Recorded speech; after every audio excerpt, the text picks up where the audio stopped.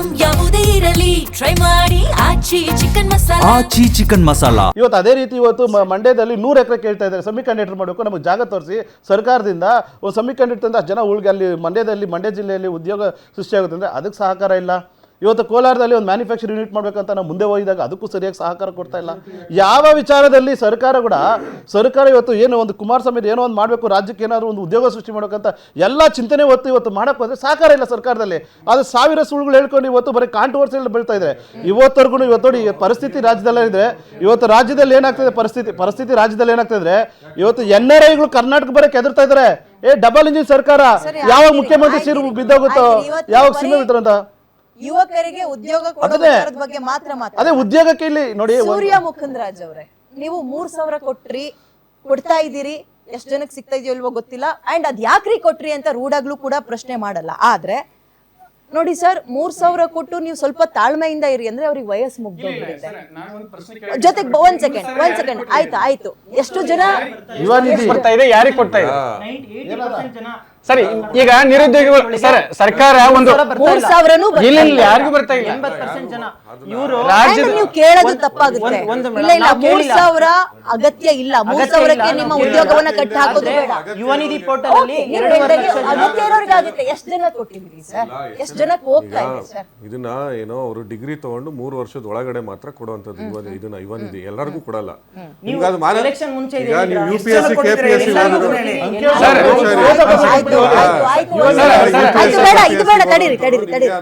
ಸೂರ್ಯ ಅವರೇ ಪಾಪ KSಗೆ ಎಕ್ಸಾಮಿಗೆ ಪ್ರಿಪೇರ್ ಆಗ್ತಿರೋರಿಗೆ ನಿಮ್ಗೆ ನಾಲೆಡ್ಜ್ ಇದ್ರೆ ಅಂತ ಕೇಳಿದ್ರೆ ಮೂರ್ಖತನ ಆಗ್ಬಿಡುತ್ತೆ. ಅದು ಹುಡುಗರಿಗೆ KS ಎಕ್ಸಾಮ್ಗೆ ಹಗಲು ರಾತ್ರಿ ಮದ್ವೆ ಮುಂಚೆ ಎಂಟ್ರು ಮನೆ ಅಂತೆಲ್ಲ ಬಿಟ್ಟು ತಡೀರಿ.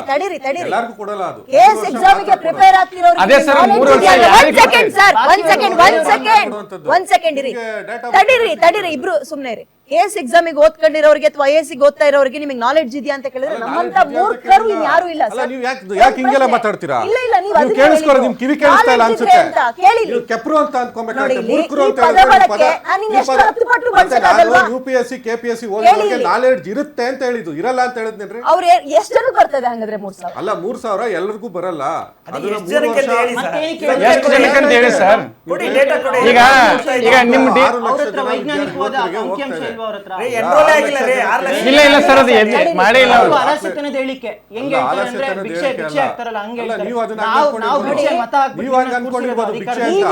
ಎಷ್ಟೋ ಜನಕ್ಕೆ ಯಾರಿಗ ಅವಶ್ಯಕತೆ ಇದೆ ಅವ್ರು ತಗೊಂತಾರೆ. ನೀವು ಅದನ್ನ ಆತರ ಅವಹೇಳನ ಮಾಡೋದಂತದ್ದು ಇದೆಯಲ್ಲ, ಭಿಕ್ಷೆ ಹಾಕೋದು ಅದಲ್ಲ. ಎಷ್ಟೋ ಜನ ವಿದ್ಯಾರ್ಥಿಗಳಿಗೆ ಲೈಬ್ರರಿ ಸಿಸ್ಟಮ್ ಯಾವ ತರ ಆಗುತ್ತೆ ಎಲ್ಲ ಗೊತ್ತಿದೆ. 1,200 ರೂಪಾಯಿ ಕೊಡುವಂತ ಎಷ್ಟೋ ಜನ ವಿದ್ಯಾರ್ಥಿಗಳು ಲೈಬ್ರರಿ ಫೀಸ್ ಕೊಡಕ್ಕೂ ಆಗಲ್ಲ. ಎಷ್ಟೋ ಜನ ಪಾಪ ಮದುವೆ ಮನೆಗೆ ಹೋಗ್ಬಿಟ್ಟು ಊಟ ಮಾಡ್ತಾರೆ. ಇವೆಲ್ಲ ನಿಮ್ಮ ಭವ್ಯ ನರಸಿಂಹಮೂರ್ತಿ ಅವರು ಇದನ್ನ ಆರಂಭದಲ್ಲಿ ನೀವು ಹೋರಾಟ ಮಾಡಿದ್ದು. ಸೊ ಇದೆಲ್ಲ ನನಗೂ ಗೊತ್ತಿರುವಂತ ವಿಚಾರ. ಈಗ ಒಂದ್ ವಿಚಾರ ಹೇಳ್ತೀನಿ. ಈಗ ಪದವಿ ಶಿಕ್ಷಕರ ಒಂದ್ ನಿಮಿಷ ಇರಿ. ಬಿಜೆಪಿ ಅಧಿಕಾರಕ್ಕೆ ಬರೋಕ್ಕಿಂತ ಮುಂಚೆ ನೀವು ಏನ್ ಹೇಳಿದ್ರಿ? ಆ ಪೇ CM ಆ ಪರ್ಸೆಂಟೇಜ್ ಎಲ್ಲ ತಗೊಳ್ತಾ ಇದಾರೆ. ಅಂಡ್ ಇವರಿಗೆ ಉದ್ಯೋಗ ಸೃಷ್ಟಿ ಮಾಡಕ್ ಇವ್ರ ಕೈಲಿ ಆಗಲ್ಲ, ನಾವು ಬರ್ತೀವಿ ಮಾಡ್ಕೊಡ್ತೀವಿ ಅಂತ ಎಷ್ಟು ಮಾಡಿ. ಅಲ್ಲ ಒಂದ್ ನಿಮಿಷ ರೀ, ಇದು ಒಂದು ಉದಾಹರಣೆ ಕೊಡ್ತೀನಿ. ಈಗ 2022ರಲ್ಲಿ ಪದವಿ ಶಿಕ್ಷಣ ಇಲಾಖೆಯ ಉಪನ್ಯಾಸಕರ ನೇಮಕಾತಿ ಆಗಿತ್ತು. ಆದ್ರೆ ಅದು ನ್ಯಾಯಾಲಯದಲ್ಲಿ ಇತ್ತೋ ಇಲ್ವಾ? ಒಂದ್ ನಿಮಿಷ ಕೇಳಿಸ್ಕೊಳ್ರಿ. 1,200 ಜನದ್ದು ಒಂದ್ ನಿಮಿಷ ಕೇಳಿಸ್ಕೊಳ್ಳಿ, ನಾನು ಉತ್ತರ ಕೊಡ್ತೀನಿ. ಒಂದ್ ನಿಮಿಷ. 1,200 ಜನದ್ದು ನೇಮಕಾತಿ ಆಗಿ ನ್ಯಾಯಾಲಯದಲ್ಲಿ ಇತ್ತು. ನ್ಯಾಯಾಲಯದಲ್ಲಿ ಅದು ಬಗೆಹರಿದಿರ್ಲಿಲ್ಲ. ಕಡೆಗೆ ಮೊನ್ನೆ ಸೆಪ್ಟೆಂಬರ್ 5ನೇ ತಾರೀಕು 1,200 ಜನಕ್ಕೆ ಇದನ್ನ ಇದನ್ನ ಕೊಡ್ಲಾಯ್ತು, ಅವ್ರಿಗೆ ನೇಮಕಾತಿ ಆದೇಶ ಕೊಡ್ಲಾಯ್ತು. ಈ ತರ ಅನೇಕ ಪ್ರಕರಣಗಳು ಇವತ್ತು ನಾನೇ ಮಾಡ್ಸಿದ್ದೀನಿ 1,200 ಜನಕ್ಕೆ ಕೆಲಸ. ಪದವಿ ಶಿಕ್ಷಕರಿಗೆ ಕೆಲಸ ಅವರು ನಾನು ನಿಂತ್ಕೊಂಡು ಹೋರಾಟ ಮಾಡ್ತಿದ್ದವ್ರನ್ನ ಕರ್ಕೊಂಡು ನಾವು ಕೊಡ್ಸಿರೋದ್ನೇ ಸುಳ್ಳು ಅಂತ ಮಾಹಿತಿ ಇಲ್ಲ. 2 ನಿಮಿಷ ಅವಕಾಶ ಕೊಡಿ. 2022ರಲ್ಲಿ BC ನಾಗೇಶ್ ಸರ್ ಶಿಕ್ಷಣ ಮಂತ್ರಿ ಇದ್ದಾಗ 15,000 ಶಿಕ್ಷಕರು GPS 6 to 8 ಪದವಿ ಕಾಲೇಜುಗಳಲ್ಲಿ ಏನು ಉಪನ್ಯಾಸಕರ ನೇಮಕಾತಿ ಆಗಿತ್ತು 2022 ಅದು ಹೈಕೋರ್ಟ್ ಅಲ್ಲಿ ಪೆಂಡಿಂಗ್ ಇತ್ತು. ಅದೇ ಬಿಜೆಪಿ ಅವಧಿಯೊಳಗಾಗಿದ್ದೆ ಹೈಕೋರ್ಟ್ ಅಲ್ಲಿ ಪೆಂಡಿಂಗ್ ಇತ್ತು. 3 ವರ್ಷ ನಡೀತು ಕೇಸು. 3 ವರ್ಷ ನಡೆದಿದ್ದ ಕೇಸ್ನ ನಾವು ಅದನ್ನ ಸರಿಪಡಿಸಿ ಅವರಿಗೆ ಕೆಲಸ ಕೊಟ್ಟಿದ್ದೀವಿ. ಈಗ ಹೈದರಾಬಾದ್ ಕರ್ನಾಟಕ, ನೀವು 1 ನಿಮಿಷ ಇರಿ. ಇವತ್ತು ಎಷ್ಟೋ ಜನ ಉದ್ಯೋಗಾಕಾಂಕ್ಷಿಗಳು ನಾವು ಹೈದರಾಬಾದ್ ಕರ್ನಾಟಕದ ಮೀಸಲಾತಿಲಿ ಬರಬೇಕು, ಇನ್ನೊಂದ್ರಲ್ಲಿ ಬರಬೇಕು ಅಂತ ಹೈಕೋರ್ಟ್ ಅಲ್ಲಿ ಪ್ರಶ್ನೆ ಮಾಡಿರೋದು ಇದೆಯೋ ಇಲ್ವೋ? ಇದೆ ಇದೆ ತಾನೇ ಇದೆ. ಮತ್ತೆ ನೀವು ಅದನ್ನೆಲ್ಲ ಹೇಳ್ಬೇಕಲ್ಲ ಸರ್, ಒಂದ್ second. ಇದನ್ನ ಹೈಕೋರ್ಟ್ ನಲ್ಲಿ ಅದನ್ನ ಯಾರು ಮುಗಿಸ್ಕೊಟ್ಟಿರೋದು? ಯಾವ ಸರ್ಕಾರ ಮುಗಿಸ್ಕೊಟ್ಟಿರೋದು? ಅದಾದ ಸರ್, ನಂತರ ಇವಾಗ ಯಾವ್ದೋ ನೇಮಕಾತಿ ಹಗರಣ ಆಯ್ತೋ ಇಲ್ವಾ?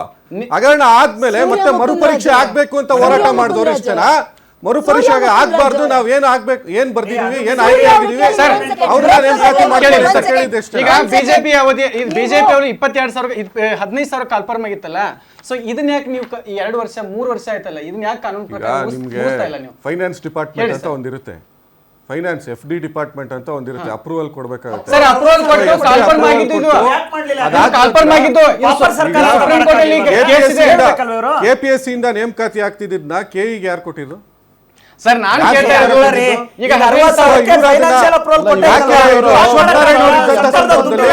ಅಶ್ವತ್ಥನಾರಾಯಣ ಅವರು ಪರೀಕ್ಷಾ ಪ್ರಾಧಿಕಾರಕ್ಕೆ ಕೊಟ್ಟಿದ್ ಯಾಕೆ? ಪರೀಕ್ಷಾ ಪ್ರಾಧಿಕಾರಕ್ಕೆ ನಾನು ಹೇಳ್ತಾ ಇರೋದು. ಈಗ 3 ವರ್ಷದಿಂದ GPST ಯಾರ್ದು ಕೋರ್ಟ್ ಅಲ್ಲಿ ಕೇಸ್ ಇದೆ. ಕೋರ್ಟಲ್ ಕೇಸ್ ಇರ್ಬೇಕಾದ್ರೆ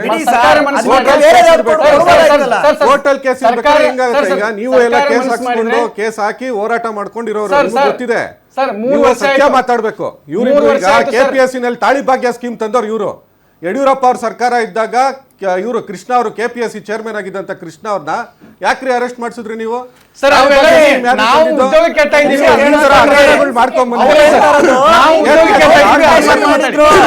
ಇವತ್ತು ಬಂದ್ಬಿಟ್ಟು ನಮ್ಮ ಸರ್ಕಾರದ ಮೇಲೆ ಆರೋಪಗಳು ಮಾಡಬೇಡಿ ನೀವು. ಉದ್ಯೋಗ ಪೊಲಿಟಿಕಲ್ ಸ್ಟೇಟ್ಮೆಂಟ್ ಅವ್ರಿಗೆ ಕೊಟ್ಟಿದ್ದೀರಿ. ನಿಮ್ಮ ಉದ್ಯೋಗ ಈಗ ಅವ್ರಿಗೆ ಗೊತ್ತು, ಅವ್ರಿಗೆ ಕೋರ್ಟ್ ಅಲ್ಲಿ ಇರುವಂತ ಪ್ರಕರಣಗಳು ಎಷ್ಟಿದಾವೆ, ಉದ್ಯೋಗ ಎಲ್ಲವೂ ಕೋರ್ಟ್ ಅಲ್ಲಿ ಇದೆಯಾ? 3,000 ಜೀವನ ಮಾಡಿ ಅಂತ ಕೊಡ್ತಾ ಇಲ್ಲ. ಅದನ್ನ 3,000 ಅದು ತಾತ್ಕಾಲಿಕವಾಗಿ 3,000 ಜೀವನ ಕೊಡಿ, ಜೀವನ ಮಾಡಕ್ಕೆ ಅಂತ ಕೊಡ್ತಾ ಇಲ್ಲ. ನಿಮ್ಗೆ ಏನೋ ಒಂದು ಆರ್ಥಿಕವಾಗಿ ಅದೊಂದು ಶಕ್ತಿ ಕೊಡ್ಲಿ ಅಂತ ಅಷ್ಟೇ ಇರೋದು. ಬೇಡ ಅಂದ್ರೆ ಬೇಡ ತಗೊಂಡ್ಬಿಡಿ, ಬೇಡ ತಗೊಂತಾರೆ, ಬೇರೆಯವ್ರು ತಗೊಂತಾರೆ. ನಿಮ್ಗೂ ಗೊತ್ತು, ಜೀವನ ಮಾಡಕ್ಕೂ ಅಲ್ಲ, ತಾತ್ಕಾಲಿಕವಾಗಿ ನಿಮ್ಗೊಂದು ಸೆಕ್ಯೂರಿಟಿ ಕೊಡುತ್ತೆ ಅನ್ನೋದಕ್ಕೋಸ್ಕರ 3,000 ಕೊಡ್ತಾ ಇದೀನಿ ಅಂದ್ರೆ UPSC ನಲ್ಲಿ ಲ್ಯಾಟ್ರಲ್ ಎಂಟ್ರಿ ಯಾರು ತಂದಿದ್ದು? ತಡೀರಿ ಇಲ್ಲಿ ಒಂದ್ ಸೆಕೆಂಡ್. ಅಲ್ಲ ಕೇಳಿಸ್ಕೊಳ್ಳಿ, ಅಲ್ಲ ಒಂದ್ ನಿಮಿಷ. ರಾಜಕೀಯ ಲ್ಯಾಟ್ರಲ್ ಎಂಟ್ರಿ ಇವತ್ತು UPSC ನೇಮಕಾತಿಗಳಲ್ಲಿ ನೇರವಾಗಿ ಲ್ಯಾಟ್ರಲ್ ಎಂಟ್ರಿ ಬ್ಲೇಮ್ ಮಾಡ್ತಾ ಇದ್ರಿ. ನಮಗೆ ಸ್ಟೇಟ್ ಗವರ್ನಮೆಂಟ್ ಅಲ್ಲಿ ಬೇಕಾಗಿದೆ ಉದ್ಯೋಗ, ಸ್ಟೇಟ್ ಗವರ್ನಮೆಂಟ್ ಬೇಕಾಗಿದೆ. HAL ನಡೀತಾ ಇತ್ತು, ಸರ್. ಈಗ ನಮ್ಮ ಪರಿಸ್ಥಿತಿ ಹೇಳಿ ಸರ್. ಬೇರೆದು ಅಲ್ಲಿ ಬೇರೆ ಕಡೆ ಉದ್ಯೋಗ ಸೃಷ್ಟಿ ಅನ್ನೋದು ಕೇವಲ ರಾಜ್ಯ ಸರ್ಕಾರದ ಮಾತ್ರ ಇರಲ್ಲ ಸರ್. ಈಗ 3 ವರ್ಷ ಸರ್, ನಾನು ಒಂದು ಪ್ರಾಮಾಣಿಕವಾಗಿ ಪ್ರಶ್ನೆ ಕೇಳ್ತಾ ಇದ್ದೀನಿ. ನಿಮ್ಮೂರಿನಿಂದ ವಿಶ್ವ ಮಟ್ಟದವರೆಗೆ ರಾಜಕೀಯ, ಸಿನಿಮಾ, ಸ್ಪೋರ್ಟ್ಸ್ ಯಾವ ಸುದ್ದಿಯೂ ಮಿಸ್ ಆಗಲ್ಲ. ಬರೀ ಸುದ್ದಿ ಅಷ್ಟೇ ಅಲ್ಲ, ಜೊತೆಯಲ್ಲೇ ಇರುತ್ತೆ ವಿಶ್ಲೇಷಣೆ. ಗ್ಯಾರಂಟಿ ನ್ಯೂಸ್ ನ ಸಬ್ಸ್ಕ್ರೈಬ್ ಮಾಡಿ, ಫಾಲೋ ಮಾಡಿ, ಕ್ಷಣ ಕ್ಷಣದ ಅಪ್ಡೇಟ್ಸ್ ಪಡೆಯಿರಿ.